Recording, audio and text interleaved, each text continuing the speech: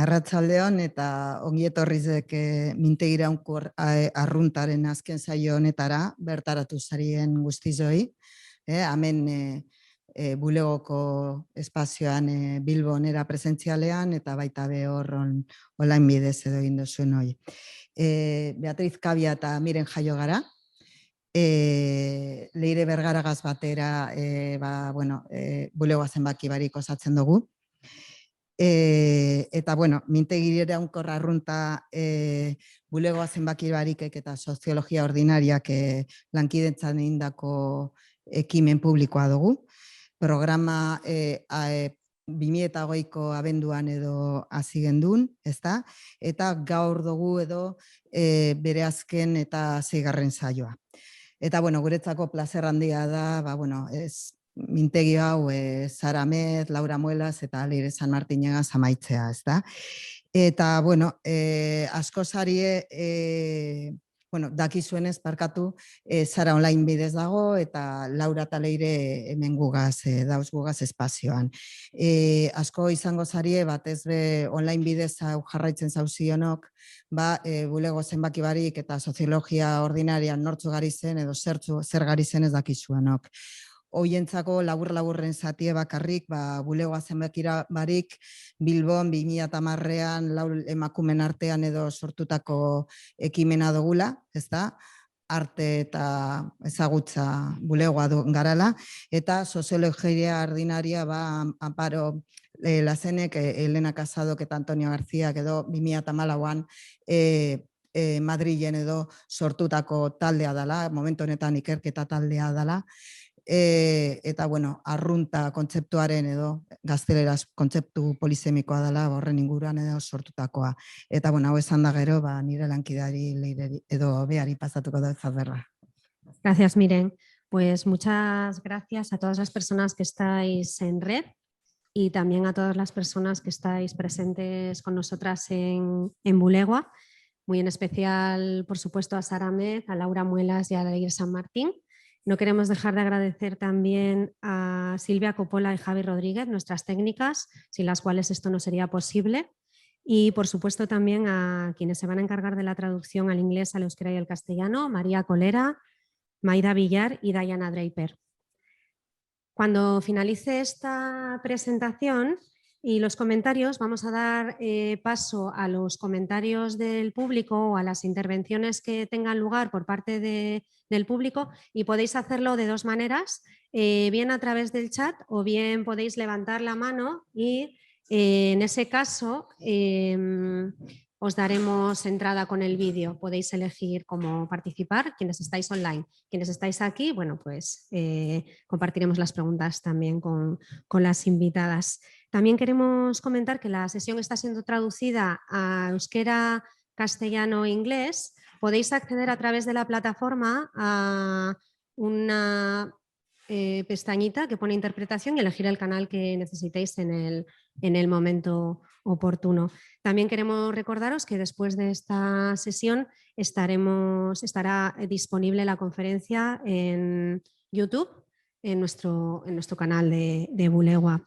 Y sin mucho más, para no ocupar más espacio, damos entrada a nuestras compañeras de Sociología Ordinaria, Antonio García, Elena Casado y Amparo Lassen, para que presenten a nuestras invitadas de hoy. Amparo, te dejamos la palabra. Muchas gracias. Muchas gracias. Arratsaldeon, buenas tardes, good afternoon. Acabamos en trilingüe, ¿no? Nuestro Seminario Permanente Ordinaria, y lo primero, agradecer a Bulegoa habernos dado esta oportunidad, ¿no?, de organizar estas sesiones que ya no han sido tan ricas, tan interesantes, ¿no? Y en estos tiempos, además, ¿no?, de pantallas y de dificultades, y que la acabamos, yo creo, de la mejor manera posible. No estamos muy felices, tanto en Bulegoa como en Sociología Ordinaria, ¿no?, y muy orgullosas de contar con Sara Ahmed y con Laura Muelas y con Leire San Martín para esta sesión final. Voy a presentarlas brevemente a las tres. Sabéis cómo, hemos tenido mucho éxito también, o sea que no creo que haya que presentar mucho, ¿no? Sois muchas las personas que habéis respondido a la convocatoria, ¿no?, de esta charla de Sara Ahmed sobre la queja como pedagogía feminista, ¿no?, donde vamos a hablar, ¿no?, también en las intervenciones de Laura y Leire, de ese activismo demandante y de de lo que significa también, ¿no? Plantear quejas en instituciones y convertirse en un imán de quejas, ¿no? Sara tiene esta facilidad tan estupenda de crear esos conceptos, que son conceptos personajes, ¿no? Donde nos sentimos también muy identificadas muchas veces, ¿no? Como el de feminista aguafiestas, y yo creo que este de imán para demandas, ¿no? Imán para las quejas, cuando hacemos una demanda o hacemos una queja, también para muchos y muchas y muchos de nosotros, ¿no? Va a ser una figura en la que nos reconocemos, ¿no? Entonces, Sara Ahmed, no voy a emplear mucho tiempo en presentarla, porque como digo, yo creo que el éxito de la convocatoria también muestra que la conocéis. Es una investigadora y escritora feminista independiente, es una feminista aguafiestas, ¿no? Como decía, como muchos de nosotros, ¿no? Como el título de su blog, ¿no? De Feminist Killjoy. Ha publicado muchos libros que nos han sido muy útiles para nuestro trabajo de investigación y también para nuestro activismo feminista y también para abrirnos, yo creo, muchas posibilidades. Tenemos la suerte de que muchos de estos textos están traducidos, ¿no? Como Fenomenología Queer, o La política cultural de las emociones, o La promesa de la felicidad, o Vivir una vida feminista, o el último, ¿no? ¿Para qué sirve, ¿no? Los usos del uso, ¿no? Gracias a las editoriales como Bellaterra, o Caja Negra Editores, o Traficantes de Sueños, ¿no? Y en estos libros hemos podido ir viendo también, ¿no? Algo que también yo creo que vamos a trabajar y a escuchar y a intervenir hoy, ¿no? Ese mapeo de las relaciones de poder, de los usos de poder, tanto en las instituciones como en nuestras vidas cotidianas. Como os decía antes, a Sara Ahmed le va a dar la réplica o la conversación, el diálogo en la sesión de hoy, dos personas, Laura Muelas y Leire San Martín, que son las dos coordinadoras del Festival de Cultura Feminista Feministaldia, ¿no? Que tiene lugar en Donostia, en San Sebastián. Laura Muelas es una antropóloga y es una investigadora también doctoral, que está realizando su tesis sobre un tema fantástico, un temazo, me parece al menos, ¿no? Que es el placer y el activismo feminista, o el placer del activismo feminista, o el placer en el activismo feminista. Y Leire San Martín ha desarrollado y desarrolla su actividad profesional en el ámbito de la educación y la programación cultural de las prácticas artísticas. En la actualidad responsable del área de mediación de Tabacalera, ¿no? El centro de Donostia, y también os animo, ¿no? A que consultéis la página de Bulegoa, donde veáis ejemplos, ¿no? En sus notas biográficas de sus proyectos, entre otros, por ejemplo, con las propias Bulegoa, cine ilegal, ¿no? Y yo creo que ya, ¿no? Me callo yo también, como decía Bea, ¿no? Para dejar paso a la palabra a Sara Ahmed y luego ir viendo, pues eso, tanto las intervenciones de Laura y Leire como vuestras intervenciones también, ¿no? Las de todas las personas que queráis participar. Entonces, Sara, the floor is yours, or the screens are yours. Thank you. I'm happy with the screen, and thank you for that introduction to the series as well as to today. And before I begin, I would like to thank everyone involved in organising this event for all the work that's gone into making it happen, and also to ensuring that the lecture can be translated into Spanish and Basque. And thanks to everyone who's listening for your time and for your attention, for being our feminist ears. Using complaints to challenge abuses of power and institutional hierarchies is hard and costly work. In universities, this work is often, I have learnt, undertaken by students and early career lecturers, in other words, precarious workers. And I would like to dedicate this lecture to all of you for all that you do. So I'm just going to share my screen.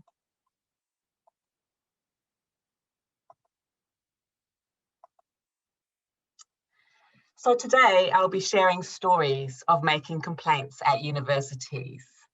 Let me start with a story. I'm talking to a postgraduate student about her experience of making a complaint about gender-based harassment and bullying. She has started the process by communicating her intent to complain to the chair of her department. From him, she receives a warning articulated obliquely as an expression of concern for her career. His response was essentially, well, we're just thinking about your career. How will this affect you in the future? She begins to feel a shift, the withdrawal of support. Just by saying I wanted to file a complaint, I sensed I was being treated differently. She wasn't sure whether to go through with the complaint because of what she was being told, that to complain would compromise her position, indeed her career. Complaints are often treated as sticky data. It is as if they will stick to you and you fear, or you are taught to fear, that that's how you will end up getting stuck. Toward the end of her story, she told me about another student who had complained before her. There was a woman who had filed a complaint and she was outcast. No one goes near her. She added, "People told me the story. It is so difficult to get my head around because at the time I was so willing to go along with it. And now there I am recognizing that if I were to move forward, I would likely be experiencing some of the same things she did." She recognizes that to go forward with a complaint will be to go through what the woman before her went through. To go forward is to go back. And now there I am. And so she came to see through it. A story she'd been willing to go along with about a woman who had complained before. If a story can be inherited as distance, no one goes near her. A complaint can give you proximity, an unwilled proximity to those who've been cast out. To make a complaint can be thus how we acquire skepticism towards stories told about complainers, stories that are rarely told from the complainer's point of view. Today, I'll be sharing stories of complaint from the point of view of those who have made them. Since June 2017, I've been talking to academics and students who've made complaints at universities relating to abuses of power or to challenging unequal or unjust working conditions. And I need you to know before I share these stories that many of them are painful and traumatic. These are difficult stories to share, and I'm aware they may be difficult to hear, so please do take care of yourselves in listening to them. My project on complaints at the university is also on the university. And by on the university, I do not just mean that the university is my research site, although it is that. I mean that my project is about the effort to transform universities. I was inspired by my experience of supporting a collective complaint about sexual misconduct and sexual harassment that was lodged by PhD students where I used to work. Leila Whitney, Tiffany Page, Alice Corbell, with support from Heidi Hasbrook, Chrissa Sodrolia and others, wrote one of the two conclusions of my book about the work they began whilst they were students. To write about the work is to continue the work, and can I thank all of them, each of them, for that work. In the project, I'm also indebted to critiques of diversity and the university offered by Black feminists and feminists of colour, such as Jackie Alexander, Surma Bilger, Heidi Mirza, Chandra Talpe Mahanti, Melinda Smith, Shirley Ann Tate, and Gloria Becker. I think of their combined work as counter-institutional. They teach us how universities work, for whom they work, for whom they don't work. Counter-institutional work in feminist hands is often housework, with all the drudgery and repetition that that word implies, painstaking work, administrative work, and also care work. Because if we need to transform institutions to survive them, we still need to survive the institutions we are trying to transform. Complaint as feminist pedagogy. To make a complaint within an institution is to learn about the institution, how they work, what I often call institutional mechanics. To tell the story of a complaint made within an institution can be then to tell another story about the institution. And that story often counters the institution's story, that is, the story it tends to tell about itself. So on paper, this is the institution's story. A complaint might look rather like this. It's a flowchart with straight lines and pointy arrows giving the would-be complainer a clear route through. Things are not always as they appear on paper. I look at this complaint's procedure and I see diversity. Diversity is papering over the cracks. Diversity is smoothing out an appearance. The problem of procedures is not simply that they don't tend to determine what happens. Procedures can also be used to stop complaints. So in other words, a story is also a technique. One academic describes, I had to push them because according to their procedure, there were so many days you had after submitting the complaint for it to be investigated. She has to keep pushing them to follow their own procedure because otherwise her complaint will be dropped in accordance with their procedure. Many complaints I have learned are dropped on procedural grounds because those who complain do not submit the right forms to the right people in the right way at the right time. So the narrowing of the complaint as a genre is how many struggles are not recorded.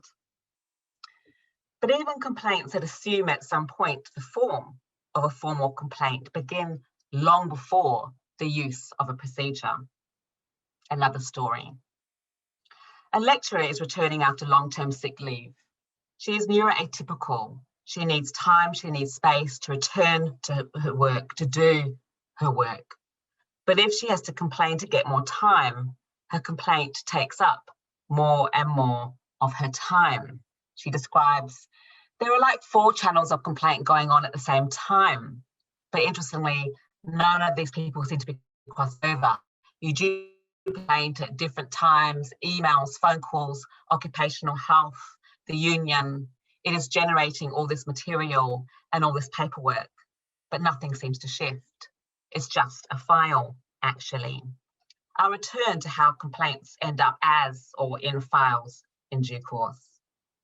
With all these channels of communication being open up at the same time, it is a mess. There's so much material. So complaints are experienced less as a flow, away we go, and rather more like this. There's so much paper, so many conversations, crossed wires. And despite that, all of that work, nothing seems to shift. So it's worth noting here that a complaint can be an expression of grief, pain, or dissatisfaction, something that is the cause of a protest or outcry, a bodily ailment, or a formal allegation. And the latter sense of complaint as formal allegation also brings up these other more affective and embodied senses. In making a complaint, you often have to become expressive. The word express comes from press, to press out. And each time the early lecturer tries to express her complaint, she encounters a wall. She speaks to a physician from occupational health, and she has to complain about how he tries to express her complaint for her. He was shocked that I complained to him in the room, face to face. He was dictating the letter to the computer, which was automatically typing it. And I think he was astonished that I said, I'm not going to sign it. I think of her refusal to sign that letter, to agree with how he expressed her complaint back to her, the words he reads out loud, his words, the computer automatically typing those words, his words, the different ways that you can be made to disappear from your own story. To go through a formal complaint process is often then to be channeled in a certain direction. No to how the institution channels your complaint, no to how it records your no. And sometimes it can be hard to keep saying no. Perhaps you don't feel you have a right to keep saying it. She describes, there is something else which is something to do with being a young female academic from a working class background. Part of me felt that I wasn't entitled to make the complaint, that this is how hard it is for everybody, and this is how hard it should be, how hard it is, how hard it should be. To question one's entitlement to complain can be to question whether one has the right to expect anything other than more of the same, how hard it is, as how hard it should be. So if part of her felt she wasn't entitled to complain, she has to fight against that part of herself, that inheritance of a classed as well as gendered history. She has to fight to express her complaint in her own terms, just as she has to fight for what she needs to do her work. She describes what it's like to do that work. It was like a little bird scratching away at something, and it wasn't just really having any effect. It was just really small, small, small, and behind closed doors. I think people maybe feel that because of the nature of the complaint, and you're off work, so they have to be polite and not talk about it. And so much of their politeness is because they don't want to say something. And maybe it is to do with being in an institution and the way they are built, long corridors, doors with locks on them, windows of blinds that come down. It seems to sort of imbue every part of it with a cloistered feeling. There is no air. It feels suffocating. It was like, note this it, a complaint to something you are doing can acquire exteriority, becoming a thing in the world, scratching away, a little bird, all your energy going into an activity that matters so much to what you can do and who you can be, but barely seems to leave a trace. The more you try, the smaller it becomes, the smaller you become, smaller and smaller still. I think of those birds, I hear those birds scratching away. And I also think of diversity work, described to me by one practitioner as a banging your head against a brick wall job.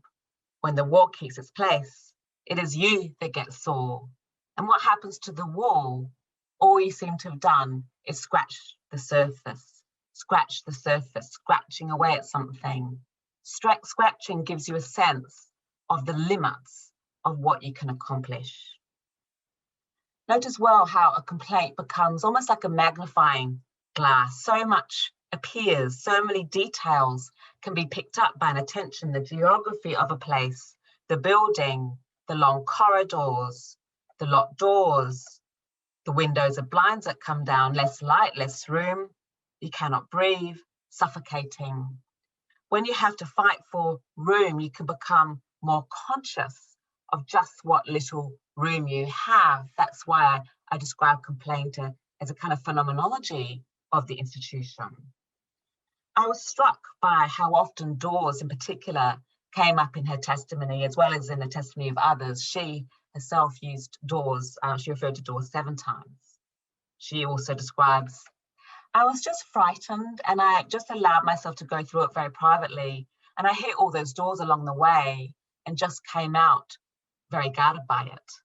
So it's telling us something, that doors are everywhere in this data. We're more likely to notice doors when we hit them rather than enter them. Doors are not just physical things that swing on hinges, although they are that. They are also mechanisms that enable an opening or a closing. So when a path is no longer available to us, a door becomes a figure of speech. We say, that door is closed. So doors can be, to borrow from Audre Lorde, the master's tools, teaching us how the same house is being built, how only some can enter, how others become trespassers. So from complaint, we learn how the house is built. In my book, What's the Use? On the Uses of Use, I use this image as an image of queer use, how things can be used in ways that were not intended or by those for whom they were not intended. I think of these birds rather affectionately as our queer kin. They turn a small opening intended for letters into a door, a queer door perhaps, a way of getting in and out of the box.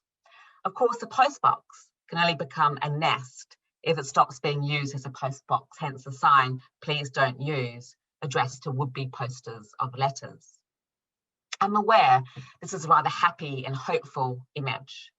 It is rare that we can just turn up and turn a box into a nest or a room into a shelter to queer use, for some to take up residence in spaces not intended for them, often, usually requires a world dismantling effort. And by complaint, I think we're describing some of that effort.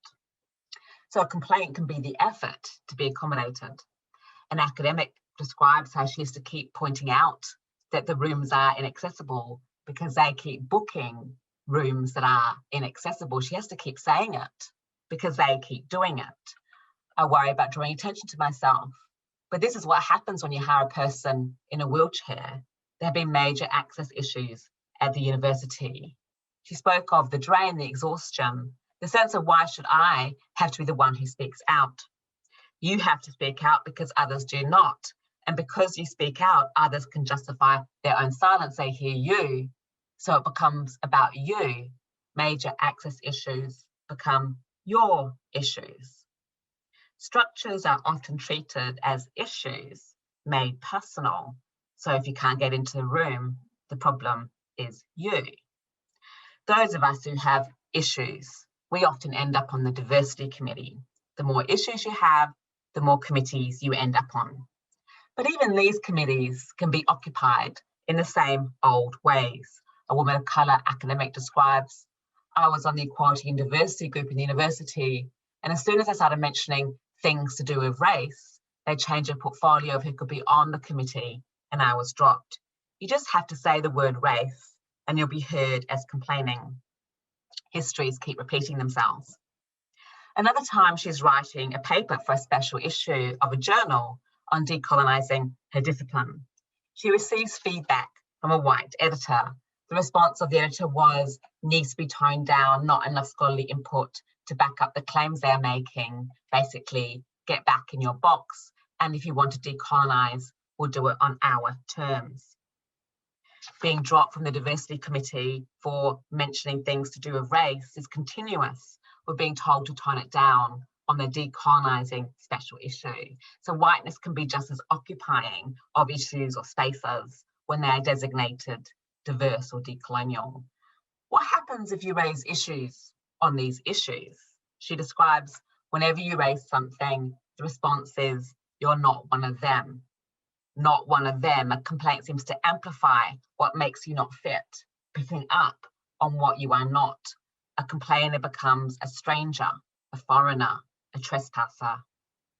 So a complaint then can be used as evidence that you're not from here or that you're not meant to be here. A PhD student objects to how a lecturer is communicating with her. We call this an informal complaint. He is overly intimate. He has sent her an email from a private Hotmail account and suggested that they meet up during this or next weekend in the evening. She communicates to him that she finds his style of communication inappropriate, and this is his response written down as an email. As for meeting in the evening and its combination with my personal email, this is how we do it here at the department, ask our MA students. Perhaps your department has some other norm which I do not understand. Also, your religion might be a problem. So note the assertion of how we do things here as an answer to a questioning of how he is doing things here. Note the interpolation of other students into their assertion. Note the implication that a complaint is simply about a difference of norms. And note how her religion, she is from a Muslim background, is used to explain her objection. When a complaint is explained away, you are explained away. If you complain, you can end up reconfirming a judgment that has already been made, that you're not from here, that you do not belong here.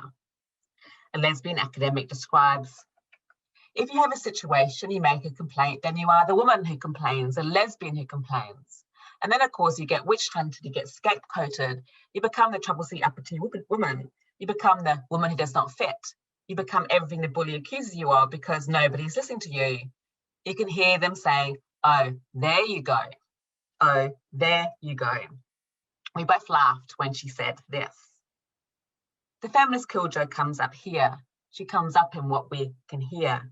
We hear each other in the wear and the tear of the words we share, what it's like to come up against the same thing over and over again. We imagine the eyes rolling as if to say, well, she would say that. It was from experiences like this that I developed my equation, rolling eyes equals feminist pedagogy. We might laugh, we do laugh, I think we need to laugh, but we might also groan with recognition. If you're followed by rolling eyes, you're also being followed by eyes. In other words, when you stand out, you are the one who ends up under scrutiny, more and more scrutiny. So one time she was introduced by a student as a lesbian head of department. There was some discussion of that with colleagues, like I had some banner to fly, pushing students to get involved with this. Just being called a lesbian head of department can be heard as pushing an agenda.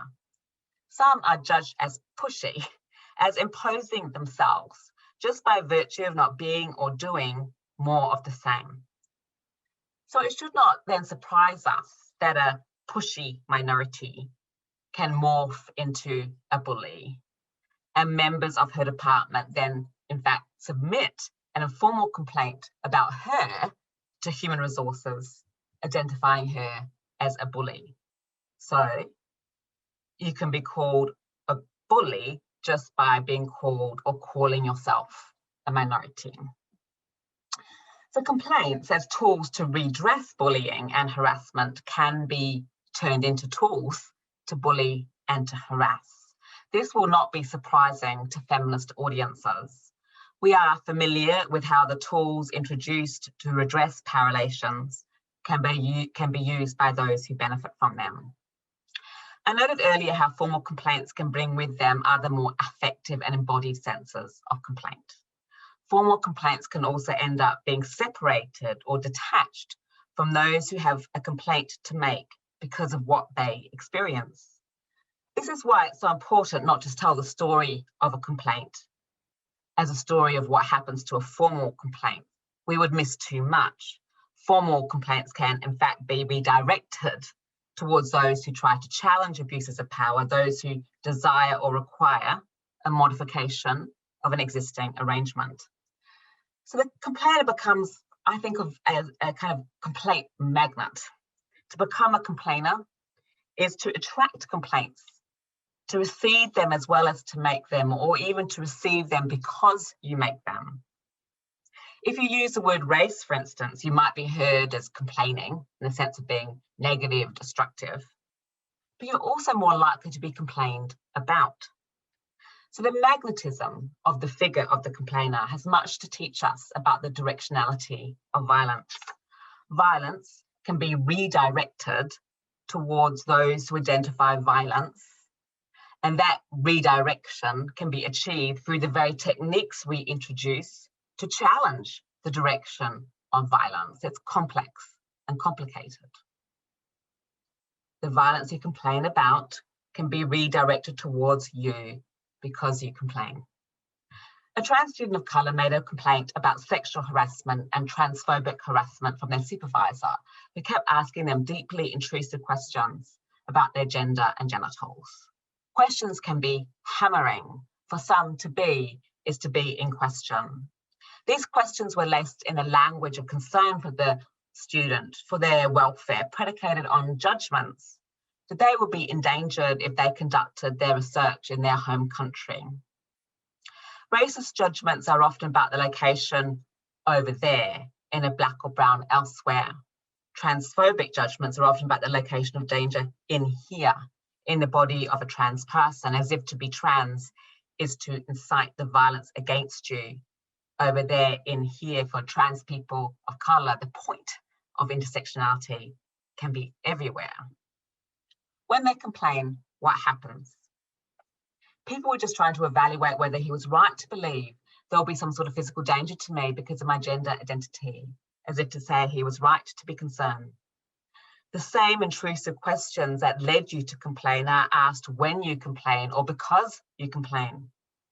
So much harassment today is enacted as a right to be concerned. We have a right to be concerned about immigration as citizens. We have a right to be concerned about sex-based rights as adult human females, and so on. A right to be concerned is how violence is enacted, a violence premised on suspicion that some are not who they say they are, that some have no right to be where they are, that some have no right to be. There are many ways we can be shut out from institutions, from categories of personhood, from ourselves even. One woman of colour describes her department as a revolving door. Women and minorities enter only to head right out again, whoosh, whoosh. We can be kept out by what we find out when we get in, or getting in can be how you're shown the way out. And yet consider how diversity is often imagined as an open door turned into a tagline, tag on, tag along, minorities welcome, come in, come in. Just because they welcome you doesn't mean they expect you to turn up. Remember that post box that had become a nest? There could have been another sign on the post box, birds welcome.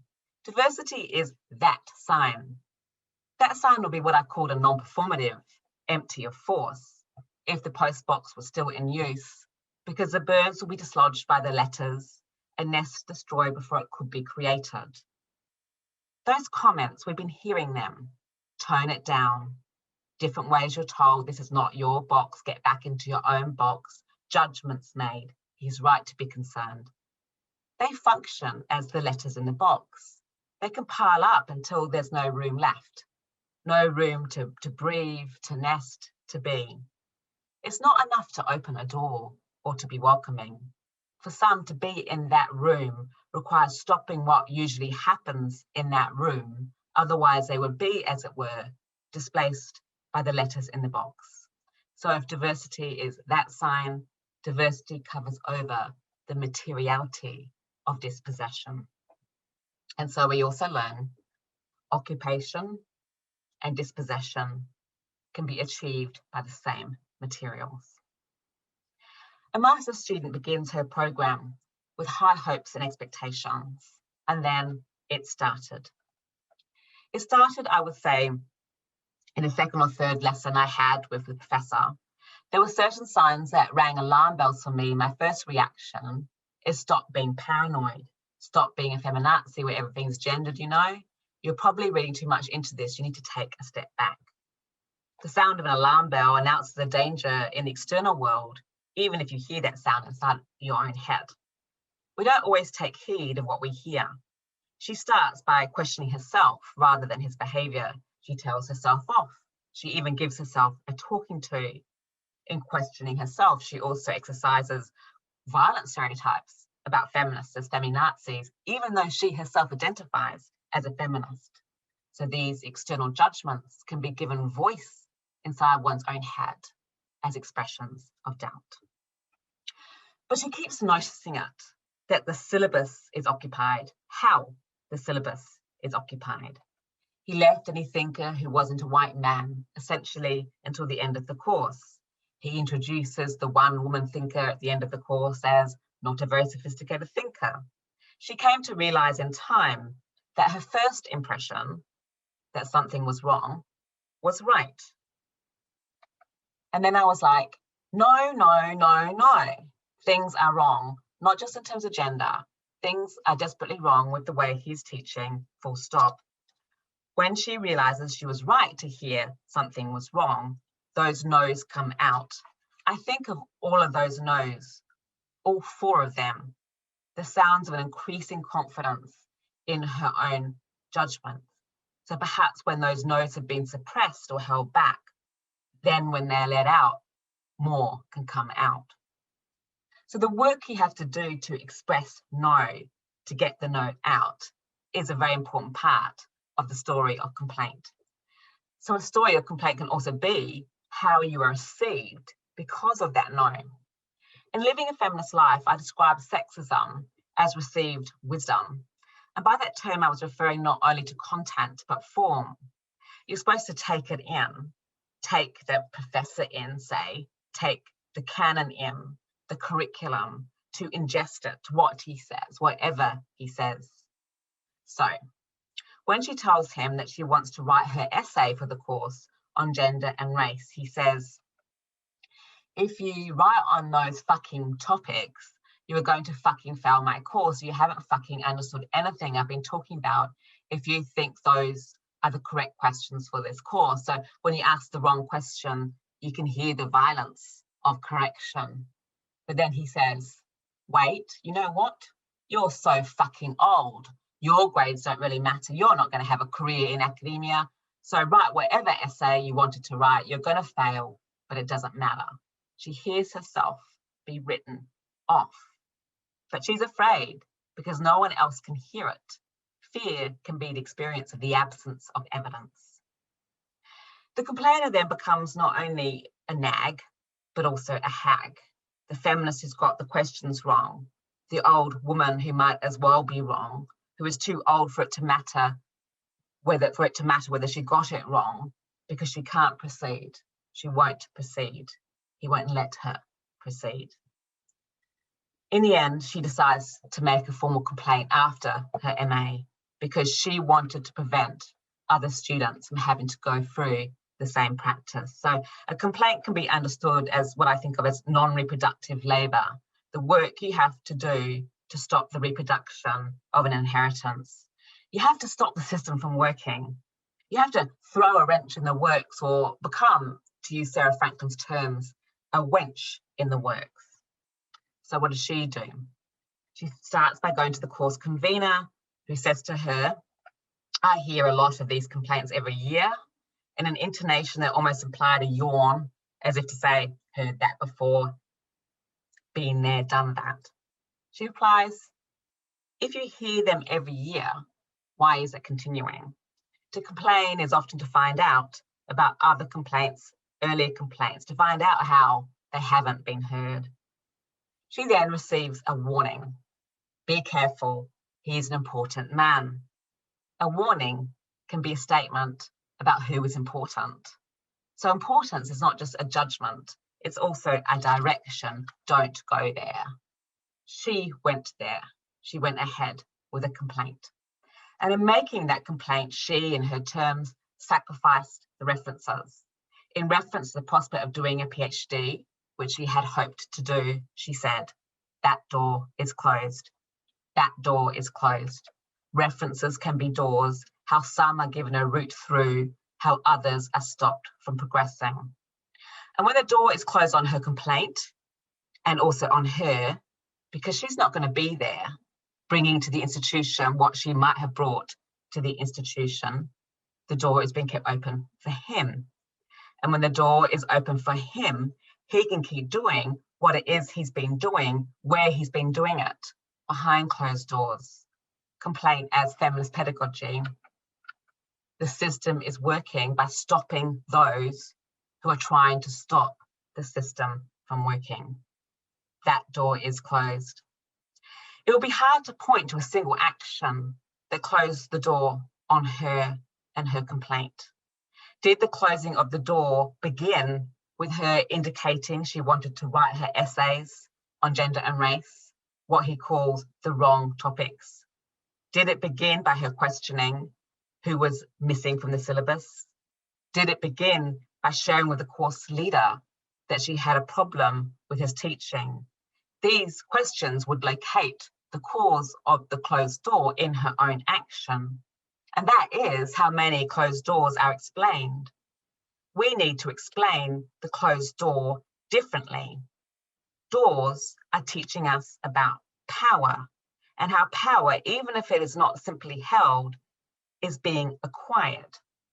It is not only that the professor is holding the door, which he can shut on the student as penalty for complaint, although that is an important part of this story and many stories that I've collected.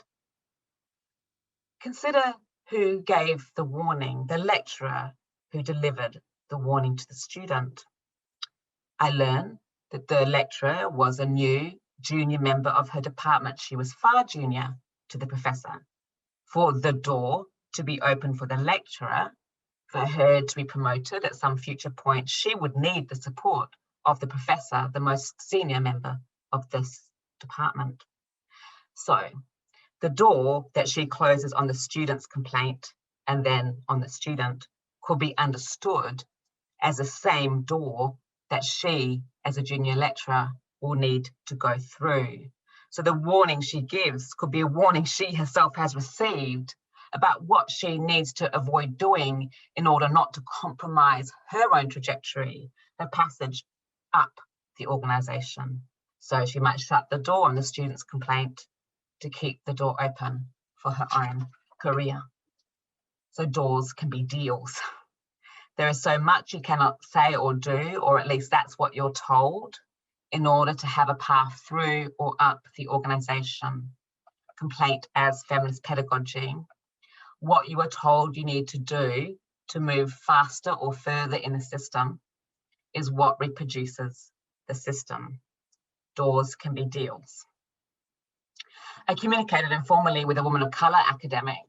She told me how she'd given her support to a white feminist colleague who had made an informal complaint about plagiarism by a senior white man professor. She decided that she cannot speak publicly about the theft of her work by him. Her openness about it previously has apparently hurt his career. She fears it is hurting hers as she still needs him to be a reference for future jobs. So a complaint made public now becomes detached from one person, literally let go. And now it is still attached to a few others, but mainly me. So her white woman colleague lets the complaint go in order to keep the door open for her own career because she needs that reference from him. So yes, references can be doors, but the complaint does not go away or disappear entirely from the public realm. It gets stuck to her, a woman of colour academic. I suggested in my introduction that complaints can be treated as sticky data, but not everyone who makes a complaint will be stuck by them or with them. If some people can free themselves of their own complaints, unbecoming complainers, others will remain stuck with them. And by stuck, we're talking about a door being shut. So the door that is open for some is the same door being shut on others, the same door. We could tell the story of white liberal feminism as a story of the same door. We could tell the story of the white progressive institution as a story of that door too, the same door, the diversity door. People of colour are assumed to enter the diversity door however we enter the institution, and that door can be shut at any point. The door can be shut to stop some of us from getting in. The door can be shut because some of us get in. A black woman academic was being racially harassed and bullied by a white woman who was her head of department. I think what she wanted to do was to maintain her position as a director, and I was supposed to be some pleb, you know what I mean? She had to be the boss and I had to be the servant type of thing. That was how her particular version of white supremacy worked. So not just belittling my academic credentials and academic capabilities, but also belittling me in front of the students, belittling me in front of the administrators. How do you know it's about race? That's a question we often get asked. Racism is how we know it's about race, that war whiteness, or let's call it what it is, as she has, white supremacy. We come to know it intimately as it's what keeps coming up. To have got there, a black woman in a white institution, a lecturer, a senior lecturer on her way to becoming a professor, she's now a professor, is to be understood as getting above her station, above herself, ahead of herself. To belittle someone, to make them little, can function as a command, be little. And that command is being sent not only to her, but to those who are deemed to share the status of being subordinates, administrators and students. She said, when I told her I would like to work toward becoming a professor, she just laughed in my face. This is her head of department. That laughter can be the sound of a door being slammed. Some of us in becoming professors become trespassers. You're being told you need permission to enter by being told you do not have permission. So harassment does not just take place behind doors. It can also take place around doors, those doors we sometimes call promotion. I'm listening to an Indigenous woman academic. She tried to make a complaint after a senior white manager sabotaged her tenure case, as well as a tenure case of other Indigenous academics. When you are harassed and bullied, when doors are closed and they slammed, making it hard to get anywhere, it can be history you're up against, thrown up against. There is a genealogy of experience, a genealogy of consciousness in my body that is now at this stage traumatized beyond the capacity to go to the university. So there's a legacy genealogy, and I haven't really opened that door too widely as I have been so focused on my experience in the last 7 years. To be traumatized is to hold a history in a body. You can be easily shattered. There is only so much you can take on because there's only so much you can take in. But we can also inherit closed doors. A trauma can be inherited by being made inaccessible, or that has happened that was too hard or too painful to reveal. Decolonial feminist work, Black feminist work, feminist of colour work is often about opening these doors, the door to what came before, colonial as well as patriarchal legacies, harassment as a hardening of that history, a history of who gets to do what, of who is deemed entitled to what, of who is deemed entitled to whom. A complaint can be necessary, what you have to do to go on, but you still have to work out what you can take on. And she went on by taking them on. I took everything off my door, my posters, my activism, my pamphlets. I smudged everything all around the building.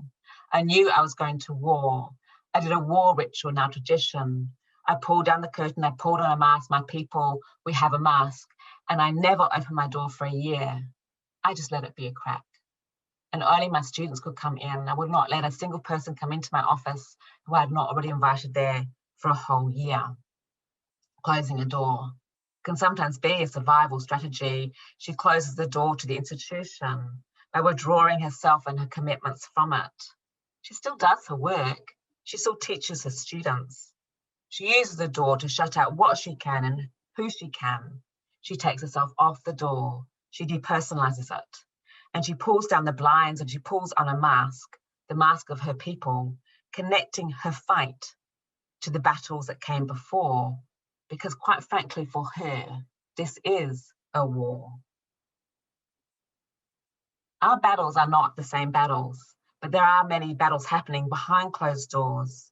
Behind closed doors, that is where most complaints will be found.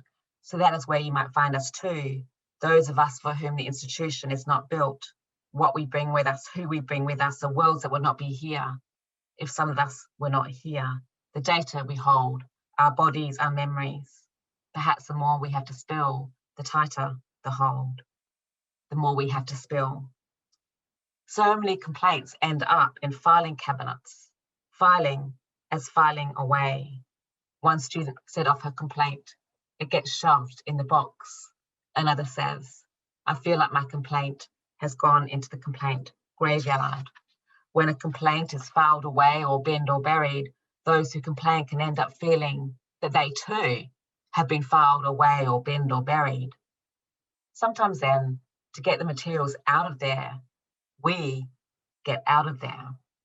When I made the reasons for my resignation public, in protest at the normalizing of sexual harassment, I shared information, not very much, but enough that there had even been these inquiries.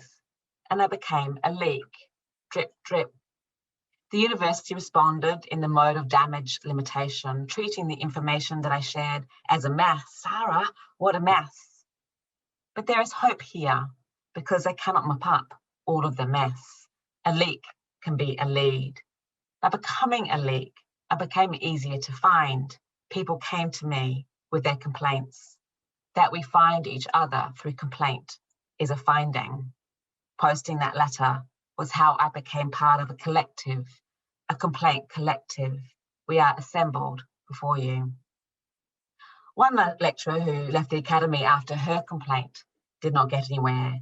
It was she who likened complaint to a little bird scratching away at something, turned her resignation letter into a performance. I wrote a 2-page letter, and it was really important to me to put everything in there that I felt so that it was down on paper. And then I asked for a meeting with the dean. I kind of read the letter out in a performative kind of way, just to have some kind of event. We find ways to make those letters matter. We turn them into events. But she still wanted to do more. She wanted to put her letter on the wall of the corridor, so that everybody could see it. I just thought, I'm not the kind of person who'll put my resignation letter on the wall, but I just wonder, what it is that made me feel that I'm not that kind of person, because inside I am that kind of person. I just couldn't quite get it out. Perhaps that too is what complaints are about, how we help each other get it out. I think again of those scratches on the wall. They seem to show at first the limits of what we could accomplish, but they can also be what we leave behind. Complaint as testimony, complaint as how we get our letters onto the wall. It can take a collective effort to get the letters out. A disabled student was not getting anywhere with her complaint about the failure of the university to make reasonable accommodations. And then a file suddenly appears, a load of documents turned up in the student's union fax machine, and we don't know where they came from. They were historical documents about students who had to leave. So the documents included a handwritten letter to a human rights charity by a former student who had cancer and who was trying to get the university to let her finish her degree part-time. She speculates that a secretary was doing their own little bit of direct action, releasing these documents as a way of giving support to the complaint that she was not a secretary supposed to give. It's not surprising that a secretary can become a saboteur. Secretary derives from secrets. The secretary is a keeper of secrets. She knows where the secret files are. She knows how to get them out. I think about the student who wrote that letter. We can't know, and we won't know what happened to her, whether she got to finish her degree or not. But we can make her letter matter. And think of how if the student I spoke to hadn't made her complaint, that letter would have stayed put, dusty and buried. We can meet in an action without meeting in person. If direct action is required to get complaints out, then complaints can be a form of direct action. We can become complaint activists, making use of complaints within institutions to press against them. We can take up their time. The student herself applied what she learnt from complaining at the university to make complaints against other organisations for their failure to make reasonable adjustments. So if we learn about institutions from complaint, then we can apply what we learn. I have in fact learnt so much from the creativity of student-led complaint activism. A queer feminist student described to me their work to make violence more visible as the work of complaint. We complained through posters that there was gender discrimination. We performed complaint through spoken word poem recital. A complaint can be a poster, a performance, a poem, recital. They took on a role as student representative on a student committee that deals with complaints. So the complaints committee, that formal apparatus, can be one place where you do the work of complaint. The classroom can be another place. One time a professor made a deeply offensive statement in class. When they challenged a professor, they were asked to leave, but they stood their ground. Before I could complain, he complained. The complaint was addressed behind closed doors of other professors. We've learned to listen to the doors, listen to them as well as through them. They always have something to tell us. And that door is used to shut the violence in, and the student is made to apologise. But they kept complaining. The more you complain about, the more you are complained about.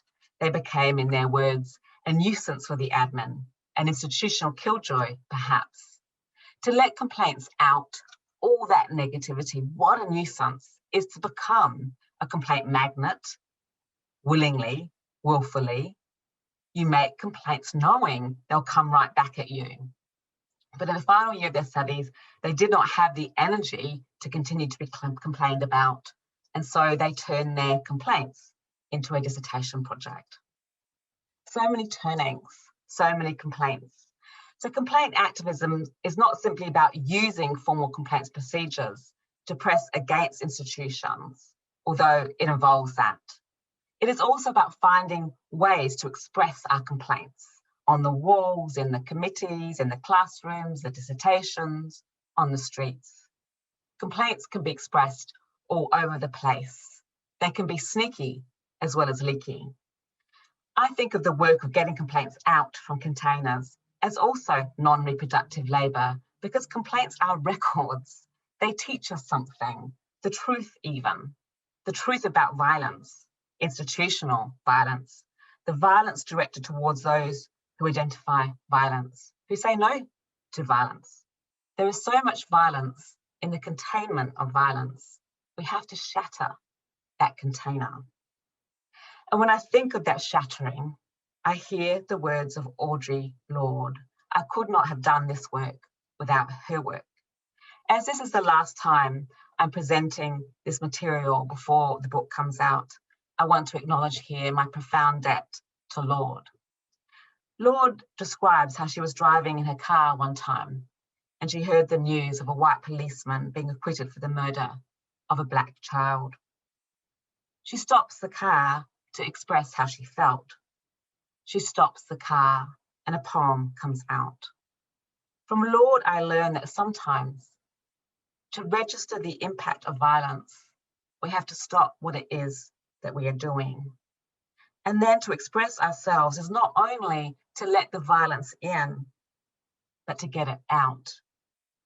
In the poem She Got Out, Power, published in The Black Unicorn, Lorde uses an image of what poetry is not, how poetry is not letting our power lie limp and useless as an unconnected wire. To get it out, the violence out, her words become electricity, electric, snap, snap, sizzle. She gets it out. She makes a connection. She keeps the connection alive. The more complaints are contained, the more we need to express them, to get them out, to keep them alive. The more we need to sneak, to leak, to leave trails behind us so that others can find us. After all, as we have learnt, a complaint in the present can lead to an unburial of past complaints. I think again of the complaint graveyard. I shared this image of one person that had been shared with me by another. You have to think about the impact of doing this, because having yet another complaint, it means that you give more credibility to the one who comes after you. When you talk about haunting, you were talking about the size of the graveyard, and I think this is important. Because when you have one tombstone, one lonely little ghost, it doesn't actually have any effect. You can have a nice, cute little cemetery outside your window, but when you start having a massive one, common graveyards and so on, it becomes something else. It becomes much harder to manage. We can and do form complaint collectives. We can and do become harder to manage, but we do not always assemble at the same time or in the same place. Can I address you now? You might feel like a lone little ghost right now. Your complaint might seem to have evaporated like steam, puff, puff. But your complaint can still be picked up and amplified by others. You might not be able to hear it now. It might not have happened yet. But those who come after you can receive something from you because of what you tried to do, even though you did not get through, even though you only seemed to scratch the surface. So there you are, little ghosts, little birds, scratching away at something, trying to create room from what has been scattered, shattered. It can just take a small opening, that tiny crack, for more to come out. No, no, no, no. An army of no's. We are that army. A complaint can open the door to those who came before. Thank you.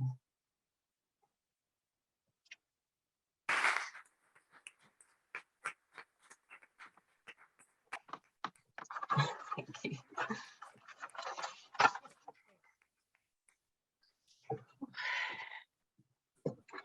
Thank you very much, Sara, indeed. Le doy las gracias a Sara, ¿no? por su charla, por todas las voces que ha traído, ¿no? Incluida la de Audre Lorde. Y seguimos con nuestra conversación en la sesión de hoy. Entonces ahora le paso la palabra a Leire y a Laura. Adelante. Bueno, kaixo denoi. Hello, Sara.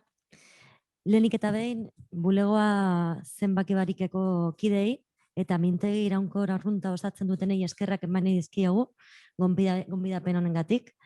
Esker beroenak, Leire eta niretzat honek erronka handia suposatzen duelako, gure buruari galdetzen diogu gai izango gara, Ahmed fundamentuz komentatzeko.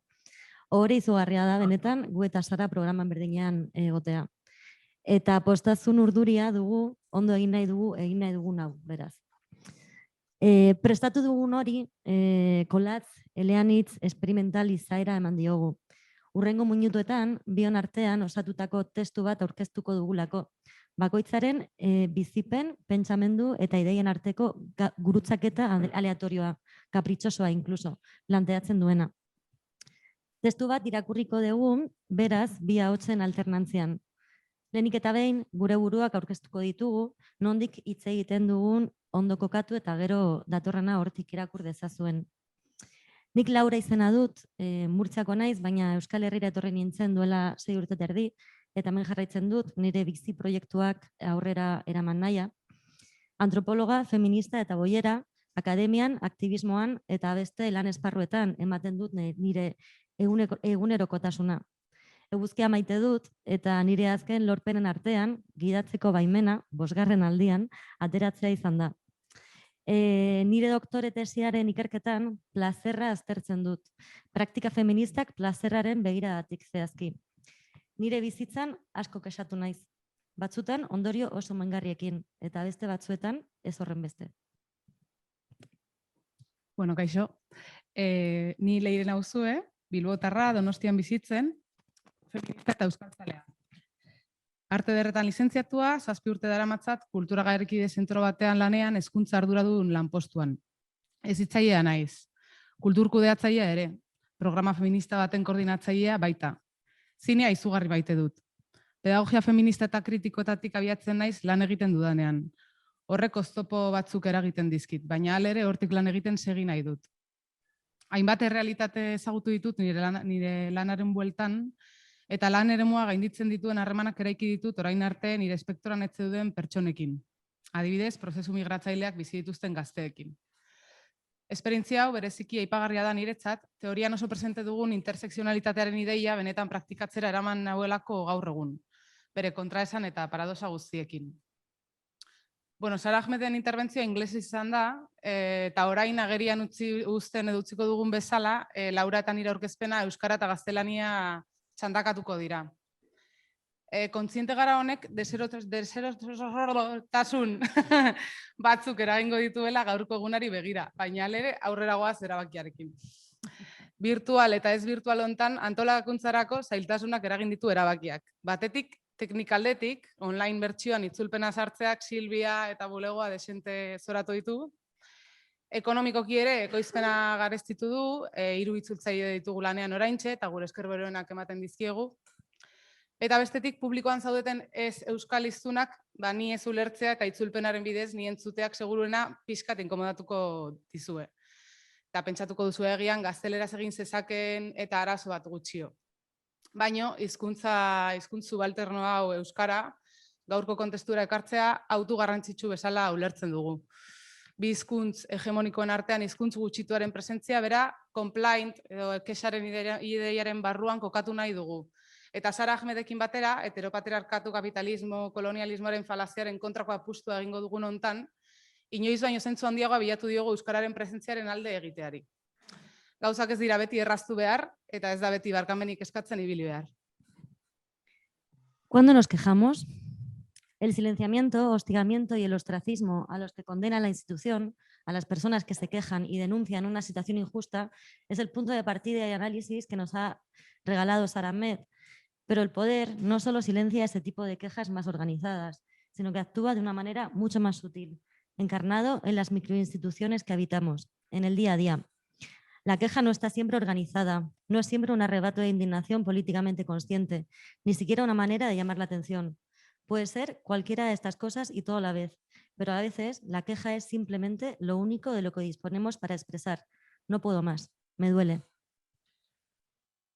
13 urte nituenean, punkismo zorrotzean marabiatzen ninduen. Gogoratzen naiz, maila larrosa argi batzu jantzita, txupa bakero bat, Amari lapurtutako, belarritako eta lepoko batzuk, hilean esprai berdea eta gerriko jantzita biatzen nintzela ikastolako patiotik nire burua zarro. Estalita dagoen patioren aldean jartzen zuten txosna antzeko bat. Bertara hurbildu, barran besoa jarri, eta riñoneratik ateratzen nuen garaiko belkrodun kartera. Gaur egun nire arte derretako lagun denek bigarren eskuko dendetan bilatzen duten horietakoa. Kaslaranja bat eskatu eta plastikozko baso txuri batean jartzen zidaten, panba. Nik kartera nituen peseta batzuk atera eta ordaintzen nuen. Pasote. 10 urte izan arte, esango nuke oso lasai jeisten nintzela errekreora. Bien, por fin. Denbora ondo regulatuta duen kontrolaren instituzio hontan, lagunekin jolasteko tarte vigilatuaz gozatzeko garaia iristen zen. Beti izan naiz alaia eta lagunekin gustora egotekoa, beraz, oso gustora hartzen nuen espazio denbora tarte hura. Ondo gogoratzen naiz lehen gertakariaren lekuaz.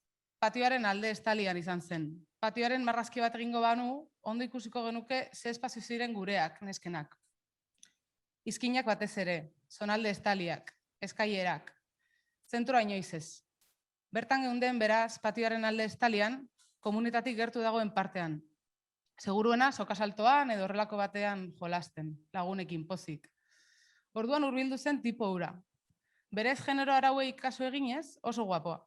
Morenoa, begi marroiak, baina nik garai hartan ez nuen pertsona bat sexualizatzeko kapazitaterik. Gero jakingo nuen aritz izena zuela. Keinu txeki bat izan zen, niregana hurbildu eta begi bat kliskatu zidan. Nik ez nuen ulertu zein helbururekin. Deseroso sentiarazi ninduen. Oroitzapenean a fuego markatuta daukat momentu hartako bere begirada, klik begiarekin, eta klik nire buruan. Zer nahi zuen? Eta zergaitik izaten ari zen horren egoera inkomodoan niretzat?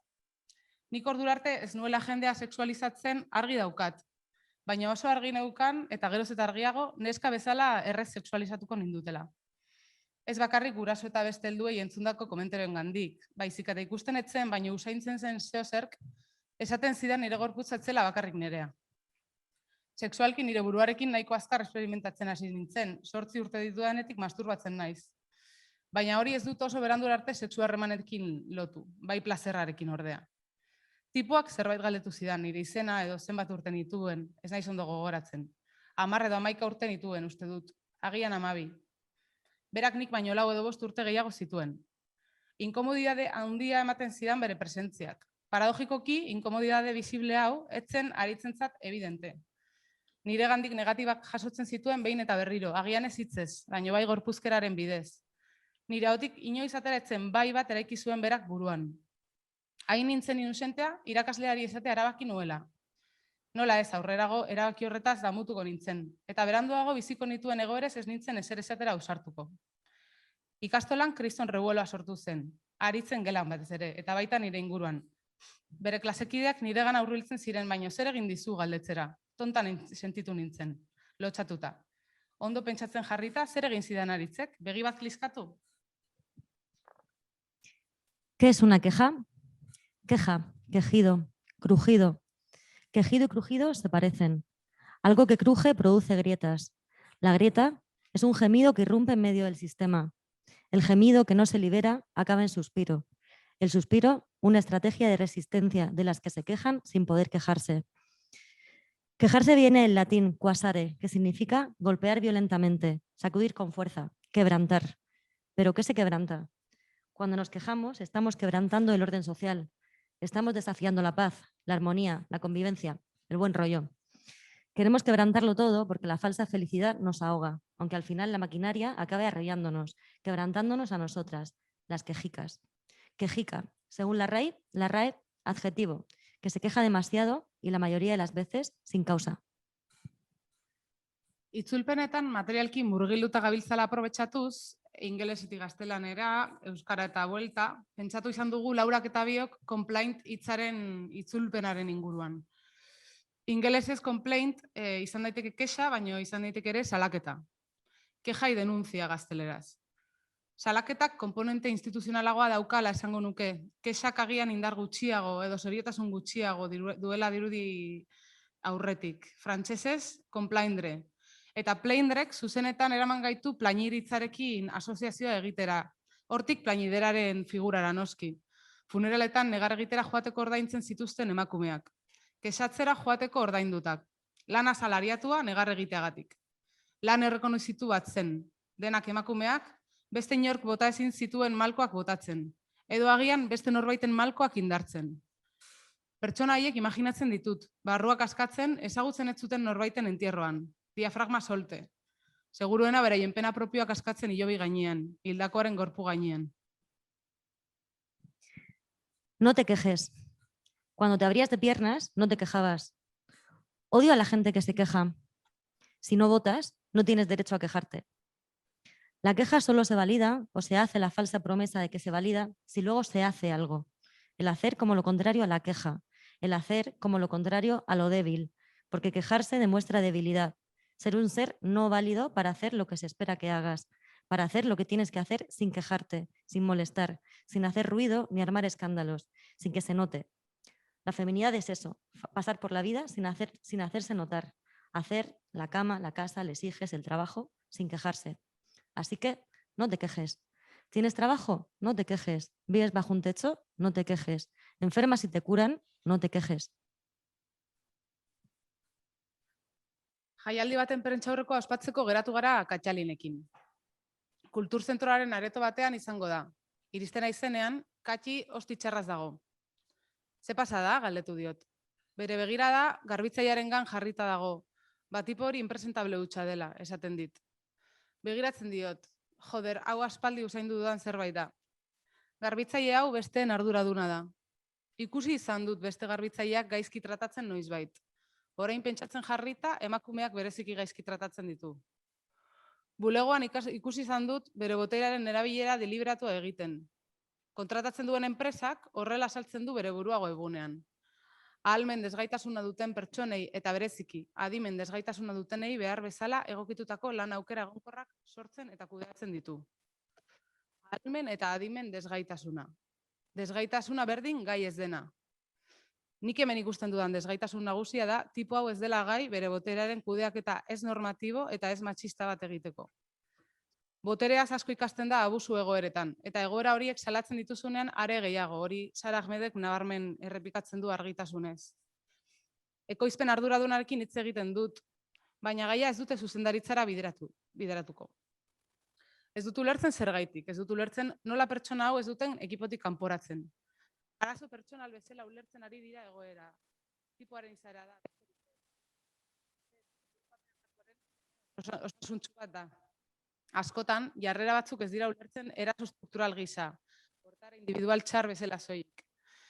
Eta horretaz gain, eraso batzuk eraso, maiuskulaz idatzita, bezala ulertzen dira sozialki, eta beste batzuk garrantzi gabekoak dira.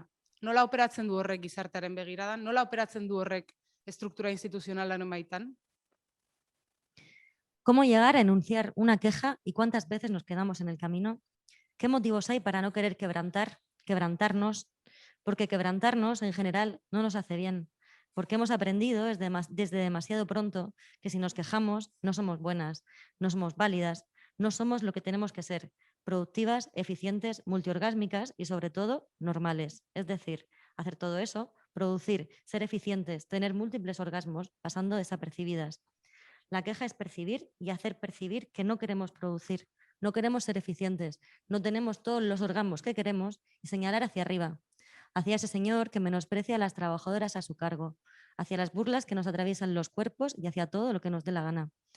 Recordemos que quejarse tiene que ver con golpear algo con rabia, con violencia, que a la persona quejica se le asocia hoy a lo pusilánime, a lo débil, no es más que una cuestión de poder, de invisibilización forzada hacia la que señala y denuncia los privilegios que ridiculizan la queja. La plañidera lloraba porque el resto no lo hacía, porque alguien tiene que llorar, igual que alguien tiene que quejarse, como decía Ahmed. No quería, no podía, la otra gente no sabía llorar, no importa. Lo importante es que la plañidera lloraba y sus lágrimas eran puro quejido. Lloraba las muertes por las que le pagaban y las que llevaba a sus espaldas, los golpes, la angustia y la rabia. Segurtasun arduradunarekin elkartzen naiz hilabetero eraikinean publikoenekin ematen den egoerari buruz hitz egiteko. Gazteekin daramatzagu 4 urte lanean, hezkuntza arloan. Ostiralero elkartzen gara espazio kolektibo bat eraikitzen duten hainbat jarduera ospatzeko. Saioetara etortzen diren gazte askok prozesu migratzaileak bizi dituzte. Batzuk egoera oso zaurgarrian bizi dira hirian. segurtasun arduradunarekin biltzen naizenean, naiz eta nik horrela ez esplizitatu, beti zentratzen da gazte migranteen portaeran kulturzentroaren espazio irekietan. Askotan islamofobia oso agerian dago. Leire esaten dit, 3 gizon sartu dira, eta begira nola doaz jantzita. Argazki bat erakusten dit, eta xilaba jantzita daudela ikusten dut. Gazteekin hitz egiten egon dira, jarraitzen du. Eta beraien hitz egiteko modua nahiko agresiboa zen. Nik uste dut kaptazio lanitan dabiltzala. Ertzaintzari deitzea erabaki dut. Baina esaten diot nik, ez duzu pentsatu beste edo zertara etorri daitezkela 3 gizon hauek? Orain Ramadana da, adibidez, horrek mugimendu berriak sortu alditu edo beste edo zer izan daiteke. Zergaitik dabil ertzaintzara ikinetik egunero, galdetzen diot nik beste behin. Berak, hemendik rondak egiten dituztelako. Nazionalak eta Guardia Zibila ere ia egunero sartzen da paisanoz jantzita. Nik esaten diot, identifikazio razialak ikusten ditut eraikinen. Eta berak, baina guk ezin diegu honea sartzea galarazi. Begira Leire esaten dit beste behin eraikinetik ateratzean. Bideo bat erakutsi nahi dizut. Torriko zara garitara? Kubikuluan sartzen naiz. Begira, gazte hau, zuen gazte bat da? Magrebtarra dela dirudi. Bideo jartzen du eta gazte bat ikusten dut. Ezin dut errekonozitu. Motxila bat lapurtzen ikusten zaio. Nik hemen ez diot aurpegia ikusten esaten diot. Nola dakizu magrebtarra dela? Handik bi egunetara berekin berriz aurkitu naiz. Topatu duzue motxila lapurtu duen gazteura, galdetzen diot. Bai, azkenean etzen magrebtarra. Hemengo gazte bat zen. Erakunde berdinean, bi norabideek konbibitzen dute, beraz. Espazio kolektibo eta seguruak, alde batetik, eraikitzeko guneak, arrazakeriari buruz edo matxismoari buruz hausnartzeko lan komunitarioa baimentzen dutenak, eta espazio guztiz bortitzak beste alde batetik, arrazakeria erreproduzitzen dutenak. Baina nola dakizu Leire identifikazio razialak direla? Pertsonak identifikatzen dituzte, bai, baina hori beraien lanaren barruan dago. Zergaitik dakit arrazarekin lotuta dagoela? Arrazakeriarekin dakit arraza kontu bat dela, oraintxe Sarak esan duen bezala. Uste dut hezkuntza arlo batean, eta beste arlo askoretan ere bai, erakunde batean, barruraka lan egin behar dela. Egoerak salatu, batzuetan energitsu, beste batzuetan motivazioa galduta, parez parea aurkitzen dituzun horman urradura minimoak egiteko esperantzarekin. Sarari jarraiki, ate batzuk ezin dira ireki, eta guztiz itxita geratzen dira. Edo erdi itxita behintzat. Askotan, galdetzen dio nire buruaria, estrukturetan dauden ate horietatik sartzen dena, sareetan jartzeko argazki bat besterik ez den. Kanpora begira, estruktura instituzional zurrun, eta atzerakoia minimoki edertuko duen zelofan puska bat. Alaitasunaren irudi bat sortu nahi da, baina estruktura balantzaga jarri gabe. Bien ha señalado Sara que cuando nos quejamos nos exponemos al ridículo y a la vergüenza, al escrutinio del público, a ser juzgadas en todos los sentidos, el momento en el que nos quejamos, el motivo de la queja y sobre todo a quién señalamos. Si no conseguimos quebrantar, golpear violentamente o sacudir con fuerza el aparato del poder, este hará todo lo posible por ridiculizarnos y someternos al escarnio público. Todo vale, humillar, satirizar, menospreciar. Quejarse se paga caro. Pero la queja también es un derecho de participación política, por lo cual los intentos de ridiculación y denostación de las personas que se quejan, y si se corresponden muchas veces con la feminización de los comportamientos que se refieren al quejarse, ese no seas quejica, estamos delante de otra estrategia más para expulsar a los cuerpos no hegemónicos de los espacios de decisión y participación política. Familiarekin nago afaltzen. 2014 da. Violentziaren inguruko mintegi feminista baten antolaketatik nator. Astebeteko traia gorputzean. Bilbon gaude, zentroan dagoen taberna moderno gentrifikatzaile batean. Oso nekatuta nago. Gasteizen gertatu denari buruz hitz egiten hasten dira. Autobus gidari batek sarrera galarazi dio burka jantzita daraman emakume bati burka eramateagatik. Eztabaidan ez nago eroso. Nekeak ez dituzten diskursoa ondo artikulatzen. Batzuk autobus gidariaren alde daude eta beste batzuk ez, baina iruditzen zait eztabaida ez dela batere ondo enfokatzen ari. Violentzia sartzen zait gorputzean, barru-barruraino. Blokeatuta geratzen naiz. Ahotsa joaten zait, isiltzen naiz. Hortik aurrera kasik ez dut hitz egiten. Oso nekatuta zaude ezta, esaten dit aitak, nire isiltasunaz ohartuta. Nola esplikatu violentziaren eragin dela jarrera hau? Familia artean izorratzailearen rola hartzea inun baino inkomodoagoa egiten zait. Beste esparruetan normalean askoz boteretuago sentitzen naiz izorratzaile izateko, legitimatuago. Nolabait presentzia feminista eta zentzuratzaile, bihurtzen naiz. Bihurtzen da zure gorputza espazio jakin batzuetan. Transparenteak garen hontan, errez ikusten zaigu gaurpegian zerbaitek inkomodatzen gaituenean. Eta kontestuaren edo zure buruan duzun segurtasunaren arabera eragingo duzu modu batean edo bestean. Familian bizi dudan autozentsura emozionalki espazio horrekin dudan loturarekin harremantzen dut. Baina isiltasuna ere salaketa bihurtu daiteke. Gorputz batek ere salatzen du. Familiak zerbait ulertu du, isiltasunak zerbait esan du. Feminista baten gorputz presentziak berak eraso bat eten dezake, presentzia hutsarekin bada ere. Broma matxista baten aurrean isilik geratzea edo parrerik ez egitea adibidez. Gaia arrazista, sexista, kapazitista bat irroioaz jarraitzea, pedagogia egiteak nekatzen du, eta batzutan isiltasuna arma bakarra da.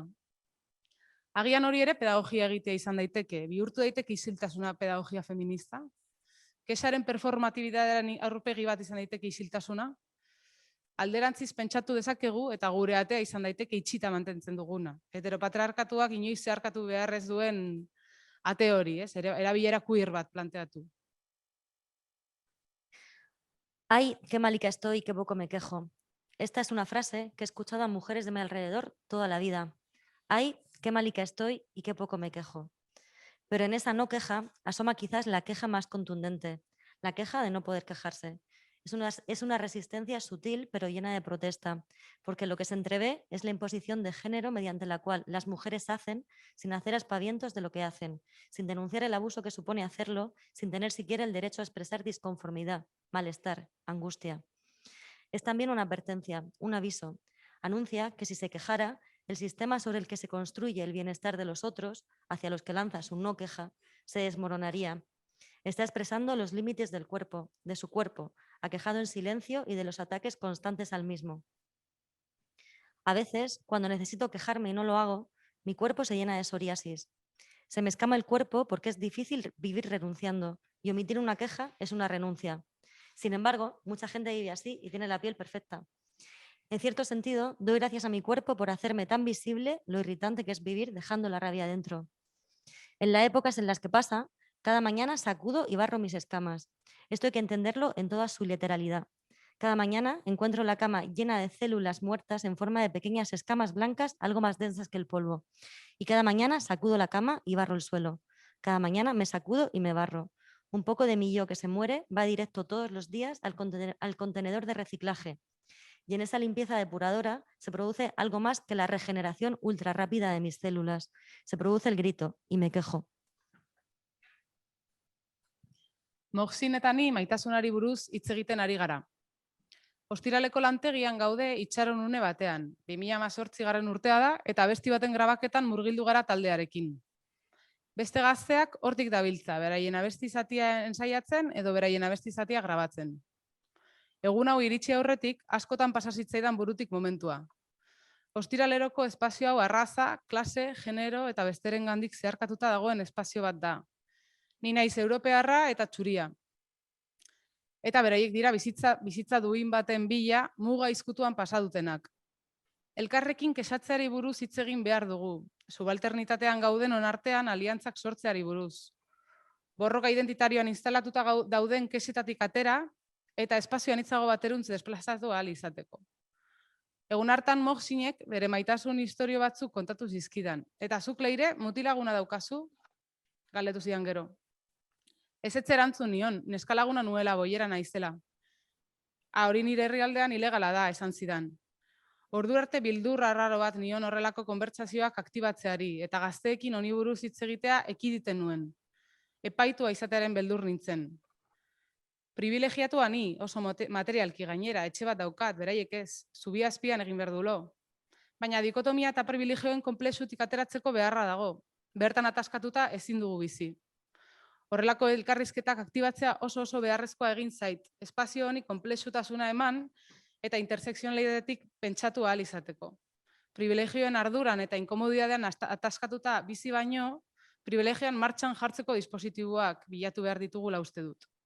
Berdintasunetik lan egiten saiatu diferenteak garen leku batean.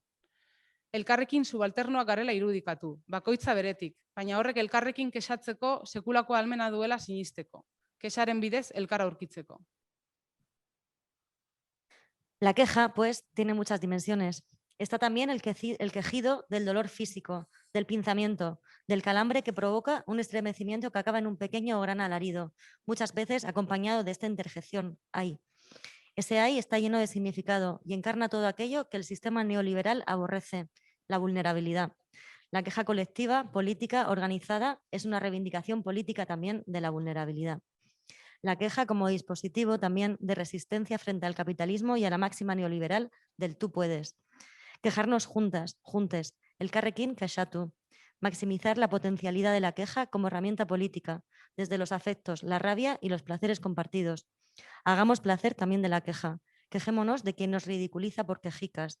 Seamos quejicas feministas aguafiestas, en honor a Sara Ahmed también, llenas de orgullo y de goce. Quejémonos, molestemos quejándonos y disfrutemos de ello. Eskerrik asko. Bai, eta antes de los aplausos, I am going to try to say this in English, Sara Ahmed, because as Amparo said, Laura and myself, we organized a feminist festival.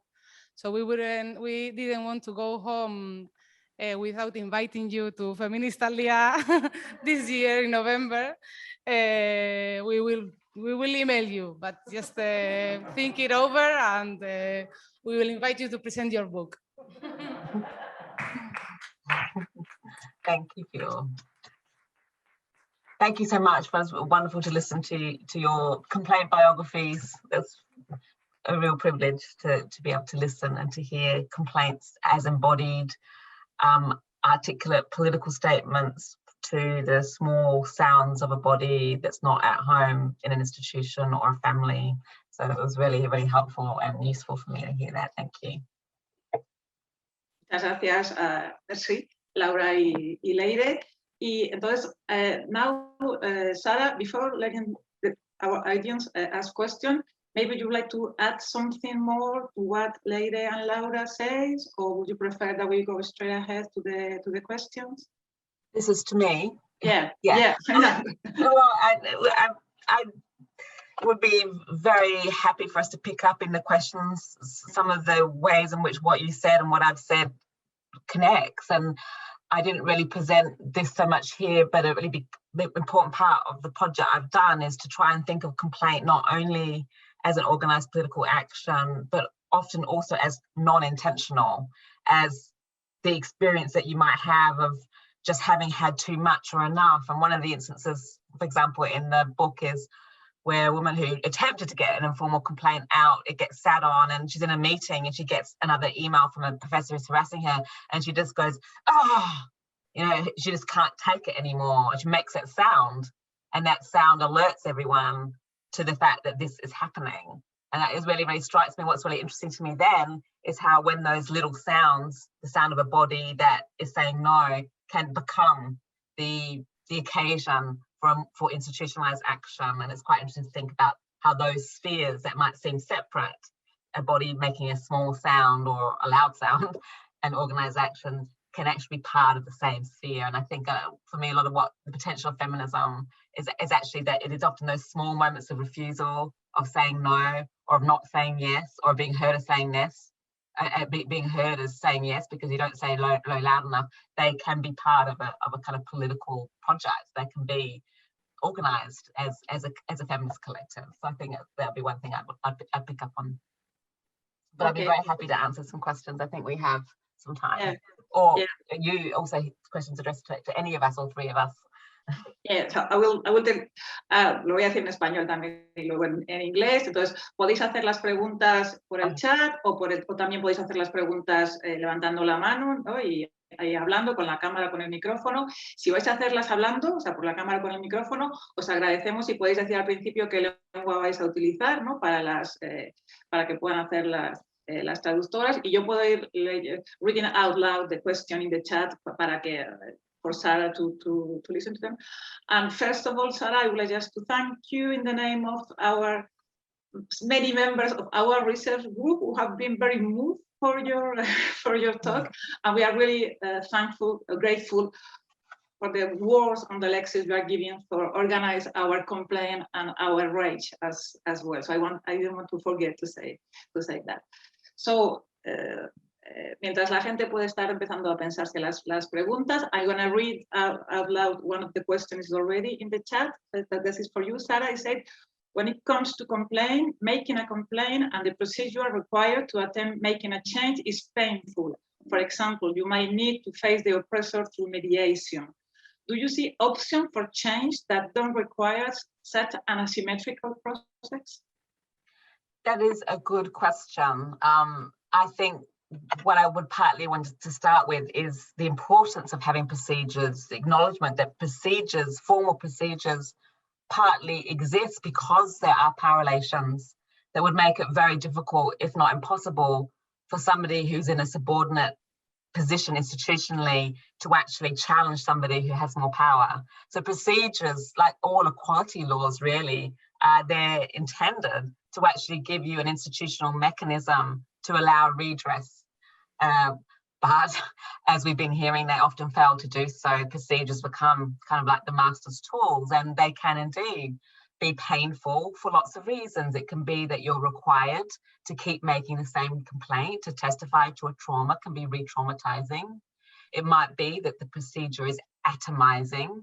You're required to make the complaint on your own about an individual, when often actually the work of the complaint is often about a collective and the institution is often the problem.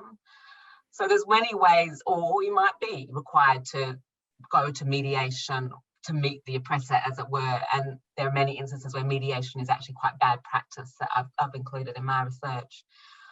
So I think it's important to acknowledge and to recognise the way in which the procedure can then become part of the trauma of the complaint.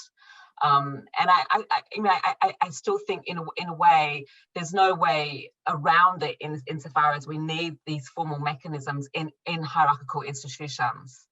The best thing I would sort of suggest in terms of change is actually how we use the procedures. And I think that some of the people that I've learned the most from just talk to me just about how important it is to work collectively, even if the procedures are individuating, to hold on to the collective, to have a support system. Because actually, as I said, when you complain, you also find out about other complaints. So even if the procedures are atomizing, they can fail. They can fail in their attempt to stop you finding out about other people who share the complaint.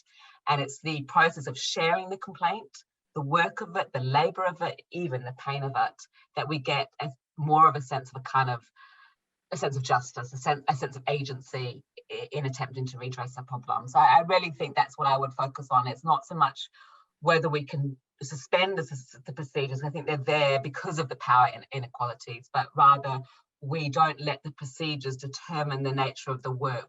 The work that we really do that matters is around the procedures. It's in the collective that we form, the collectives that we form that help us to change our relationship to the institution and often also ourselves. Thank you for the question, though. It's a very good question. ¿Hay alguna pregunta más para Sara, para Leire, para Laura? No veo más en el chat y no veo más en las manos. Yes, this is one.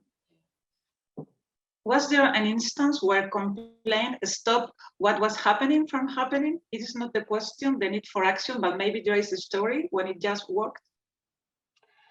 Yeah, there without question are examples of complaints that have stopped something from happening, or they've led to quite concrete institutional changes. They might lead to, in some cases, a removal of a harasser from a post, which is actually very unusual, but I do know cases of where that happens.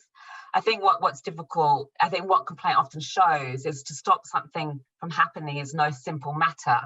Because often, for example, if your complaint is about harassment, it's not about one person. Usually it's about a whole network that enables that person, and then a whole institution that enables that network. So to actually stop something from happening sometimes ends up leading to the closure of a project or a program, and then the complainer often gets pathologized all the more as being the reason for the impossibility of that project or program. And in fact, often it's the fear that the complaint could lead to giving the institution resources to close programs that closes the doors on complaints. So it's very, very complex to work out the mechanisms of reproduction and how we can intervene in stopping something from happening. I know, for instance, there were examples where complaints have led to changes to the curriculum, where if people make complaints about sexism or racism, the curriculum changes have been made. But I've also got really interesting examples in my own research, which is limited. It's limited to the complaints that I heard about. It's not going to represent all complaints by everybody by any means. But there was one instance where she made a complaint about the sexism and racism in the curriculum, and then she found out that there was only, that is the story that I included today, she found out by complaining that there was only, I think there was 2 women included in the syllabus and they're both at the end of the course. She found out actually that there had been previous complaints, and that the women on the syllabus were only there because students had complained before about the masculinism of the syllabus. But she said to me that what it made her realise is that how those complaints had led to change, but in a kind of tokenistic way, so that you can actually modify the habit to keep the program. Like, it looks like you're modifying something, but actually you're keeping it by the appearance of modifying something. So sometimes we have to be very careful, because it can look like something has been stopped from happening, but it's just happening in a less explicit way. And that's why sort of when I'm thinking about non-reproductive labour, you're really thinking about something that's very long and that has longevity, because so often, the work of feminism, if we imagine it as complaint against institution, leads to the introduction of new initiatives and new programs. Sometimes the rest of the university can go on as it was going on, which is obviously a problem. But we know that even when we create these programs and projects, they haven't become part of the everyday of the institution, and they can easily go. So you have to keep pushing to keep them going. And we know then that the things that get introduced that aren't about the same thing happening can stop happening. And I think that just sort of teaches us that the work of changing institutions is really, it's a long haul. And when I'm listening to the complaints, I'm trying not to think about it in terms of discrete complaints about this or about that, but thinking about complaints as kind of inheritance, a slow inheritance, the gradual process of trying to modify a history that has become so concrete, so embedded in the walls of the institution. Okay, Sara, so we now have several questions here. I want to read them all, and then you can answer to them if you wish. So first, Camila said, have you thought about analyzing the relationship between complaint and guilt and how it affects minority groups? And then Patricia says, I quit my job postdoc today, which is my form of complaint. I realize that's not an option for everyone, though. I'm really grateful for this space tonight. Gracias, and thank you. Gracias a todos, es que ricasco. And then there's a question in Spanish. I will try to translate it. From Dresda, she says how the complaint is related to evidence, and not only to evidence violence or to show violence, but with making us the marginalized, the people precare, testified about violence. And she thinks about the emotional tiredness, or the emotional ways of people, the emotional, how we can feel this emotion, affective tiredness of, because we are always the same, the people marginalized and precare who complain, who show evidence of this institutional violence. And the question is which ways of care, of self-care, do you recommend in order that our complaint dilute, in this disgusted, so in this tiredness and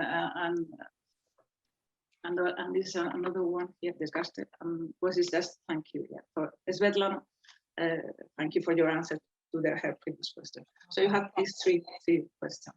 Thank you for all those really great questions. I really appreciate them. Complaint and guilt. Yeah, I think it was really important to me in this project, not to just make the project about formal complaints, the formal processes that you go through, but to think about complaint really, it's not the starting point even.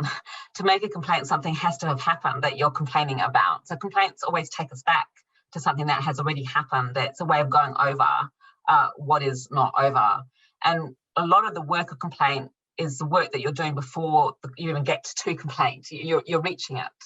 And I think it was in that time, that messy, difficult time, when you're even just trying to recognize that something happened to you that you need to complain about, that something happened to you that's wrong. That's where a lot of feelings around shame and guilt have been expressed to me by people talking to me about their experience. And I think for a lot of people, you know, it's really hard to recognize harassment, especially if it's harassment from, say, a supervisor, partly because, you know, you're there to study. Recognizing the harassment is also recognizing all the work you need to do to get out of that situation. It's, for many people, also feeling implicated in the situation. What did I do to have let this happen? Or what should have I done to have stopped this from happening? And that's exactly that the harassment doesn't feel like it's something you can separate from yourself. It becomes what you're stuck in. And to get out of it can often be really hard because you feel implicated in it. And I think feelings of shame, especially possibly more than guilt, have been expressed to me, that feeling that actually, in a way, to really fully acknowledge that the harassment has happened can be to have to come to terms with something about yourself. And people go through a lot of feelings of shame and guilt because they didn't recognize it sooner, they didn't do anything about it sooner. But sometimes I tell you later is as fucking soon as it can be when it comes to harassment, because it's never about one event. It's about things that happen over time and that accrue over time. But that feeling like, oh, I should have got it sooner, is very, very much shared from the people that have talked to me about harassment, particularly students who've talked to me about harassment by lecturers. So those feelings of complaint, guilt and shame, they're very, very entangled, and they make getting to complaint often incredibly hard work to do. You know, it's messy. It's very messy and it's very painful. The question about quitting, well, I kind of quit too. And in a way, when I resigned, that was when I first publicly was very explicit that this happened in the institution where I worked, and I was not going to put up with it. And then I was not going to be silent about why I was resigning, if I was resigning to protest the silence that had been going on in the institution. So I think, you know, it's a significant number of the people I spoke to, and this includes students as well as academics, actually left the institution. So in their cases, they might have left because of a complaint. Like the complaint can often lead you to recognise something about the institution that makes you no longer want to work for it. That certainly has been the case for quite a few people. Or a complaint can lead to the destruction of the relationships that you would need to maintain ongoing working life in an institution. You lose your colleagues, the goodwill of your colleagues, for instance. Some people only complain when they know they've got somewhere else to go to, because that recognise that a complaint can do all of that. It can destroy the connections that you need to actually be somewhere. So that's sort of different than leaving as complaint. But I do think that for some people, letting go is a way of saying no. I won't do this. I will go somewhere. And I think what's really important is that, you know, if you leave, whether or not you make a complaint, if your leaving is a complaint, then you're leaving something behind you and you're taking something with you. And I think that's a really important thing to do. So congratulations. Care. I mentioned this idea quite early on that I think of feminist counter-institutional work as housework. And that was partly just to place the feminist work in institutions right in them. It's ordinary, everyday housework that we're already doing because of the feminist roles that we have. But I said that part of that work is care work, and I associated care work with surviving institutions. That if we work to transform institutions, we still have to survive them. And I think a lot of, certainly a lot of the stories that I've been given are really painful stories of lives falling apart, not just working, you know, careers, in some cases careers really becoming more and more precarious, but actually lives, like everything falls apart because a complaint can take over so much of your life. And so to work out how to survive that, I mean, firstly I should just qualify, of course, not complaining can also be disastrous and devastating, because the thing that you would complain about, if you could complain, remains. And many people also leave because they can't complain, but nor can they stay in the situations that they need to complain about. But if you do complain, you need to find ways to sustain yourself. And I think, you know, the answer I gave to what the other question, which was focusing really on procedures and their limits and how they can be re-traumatizing, was about complaint collectives. And in a way, I think complaint collectives is also how I think about care, that a lot of the work of complaint when you're working with a group of people is about sharing the load. And people who formed collectives, like in the present, and there's, I think, at least 6 or 7 examples in my data where people actually worked as a group to get a complaint through the system. And a lot of people talked about, you know, actually partly it's kind of consciousness raising. You share stories of this happened to me and this happened to you, and it's a way you gather more knowledge about the institution and its violences. But it's also about who gets to do what. So if you're working collectively, maybe somebody's good at writing emails, maybe somebody's really good at cooking dinners, maybe somebody's really good at mopping up tears, and you do things for each other to keep each other going. And I think it's those ordinary practices of getting to know people and knowing what they need, that's part of feminist labour around institutional change that really matters to me, I think. Yes, definitely. So thank you very much, Sara. I'm sorry because we still have some more intervention coming out, but we have to finish before 8, so tenemos que acabar antes de las 8, así que no podemos seguir con, ya lo lamento de veras, y con las preguntas, y le cedo la palabra a Miren y a Bea en Bulegoa, ¿no?, para ir despidiendo ya el acto. Sin antes, bueno, darle muchas, really grateful and thank you very much, Sara, for your intervention, and muchas gracias también a Miren y a Laura y a Leire por su intervención también. Y bueno, aquí siguen llegando por el chat, si podemos leer las intervenciones y las gracias. Adelante. Antonio, vas tú primero, ¿verdad? Ahí voy. Se me oye, ¿verdad? Sí. Bien, muchísimas gracias a todas las participantes esta tarde. Muchas gracias también por las preguntas. Me sumo a lo que dice Amparo. Hoy terminamos un poco este seminario permanente de Ordinaria y Bulegoas. Y bueno, no queremos dejar de Ordinaria de dar las gracias por habernos acogido de esta manera, por haber trabajado conjuntamente.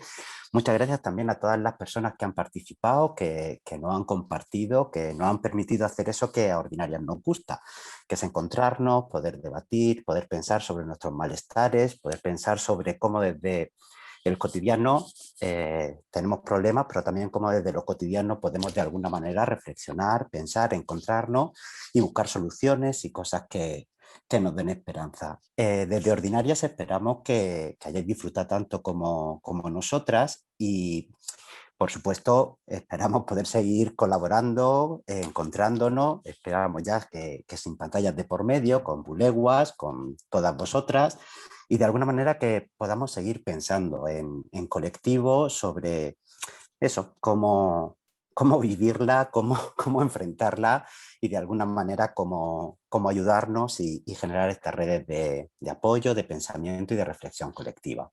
De hecho, queríamos anunciar también, como aprovechando este cierre y que tenemos esta audiencia, el próximo encuentro de Ordinarias, que será el 16 de junio en Media Lab Prado, como siempre, y también estará por streaming. Este año, bueno, diferentes rigores pandémicos y de otros tipos nos han hecho tener que cambiar mínimamente, y no ha habido tanto un call for paper como otros años, sino que lo que hemos planteado es un pequeño programa sobre la idea de contacto y contacto, es decir, contacto, para pensar cómo estamos piel con piel, cómo de alguna manera investigar es estar en conexiones que tienen muchos componentes políticos. También pensar qué es tocarnos, qué es no tocarnos, quién queremos que nos toque, a quién no tocamos y a quién tocamos. Especialmente en estos tiempos en que nos han tocado vivir de lo que algunos llaman distancias sociales, pero también un poquito más transversal. Pensando sobre eso, cómo queremos encontrarnos, cómo queremos seguir debatiendo y cómo para nosotros son importantes estos espacios donde mucha gente nos encontramos y bueno, y podemos compartir muchas cosas. Solo un segundito, no quiero alargarme, así que solo la cuña publicitaria. Este es nuestro blog, y sociologiaordinaria.com. Y por no detenerme, porque vamos mal de tiempo, en el primer post podéis encontrar un poquito lo que ha sido nuestra idea, lo que os proponemos y el programa de esta sesión. Solo decir que tenemos la suerte de que van a arrancar Bulegoa contándonos un poquito cómo entienden la mediación, las prácticas tangentes y los aprendizajes pervertidos, y os animo a que echéis un vistazo al programa y que os encontréis con nosotras el próximo día 16. Muchas gracias. Muchas gracias, Antonio. Simplemente dar las gracias a todas las invitadas de hoy. Ha sido un placer. Laura, Leire, aquí. Sara, por supuesto. Y también queremos mencionar a Carmen Romero Bachiller, que ha hecho una pregunta que no ha podido entrar por cuestiones de tiempo, porque ella nos ha facilitado también y ha contribuido a que podamos estar hoy aquí todas reunidas. Por supuesto, al público asistente, todos los que estáis en diferentes puntos del mundo conectadas.